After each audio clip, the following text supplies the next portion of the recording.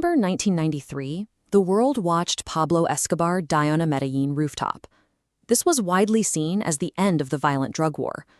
The Medellin cartel's collapse allowed the Cali organization to seize the market.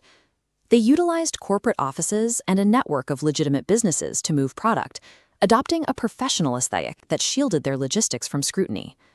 This chart shows the scale of their resulting dominance.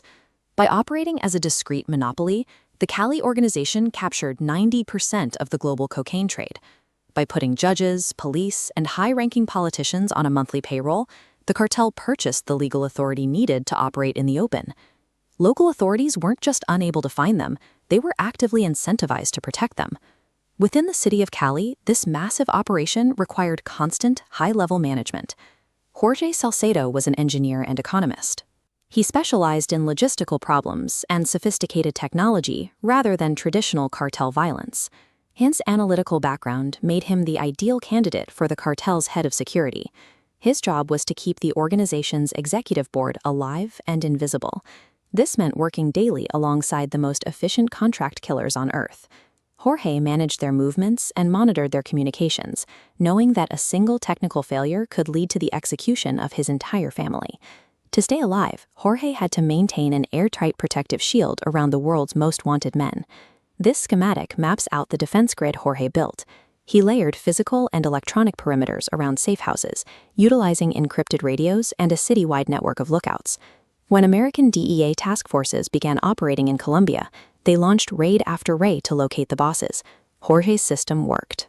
The lookouts provided enough advance warning that the executives could vanish into secret compartments minutes before the police reached the front door. But as the external defenses held, the atmosphere inside the safe houses began to turn.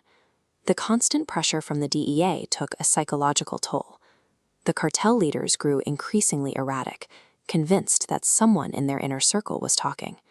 The bosses reasoned that since the Americans were hitting the right addresses, the leak had to be coming from the very security team tasked with protecting them. The response was an internal purge. Hitmen were ordered to kill anyone suspected of even minor disloyalty, regardless of their history with the organization. Jorge watched the surveillance apparatus he designed, used to hunt his own colleagues. He realized his position made him the most logical target for the next execution. To survive, Jorge contacted the DEA. He offered to hand over the men he was being paid to protect. Authoritarian systems often force their most loyal architects to dismantle the system just to escape it.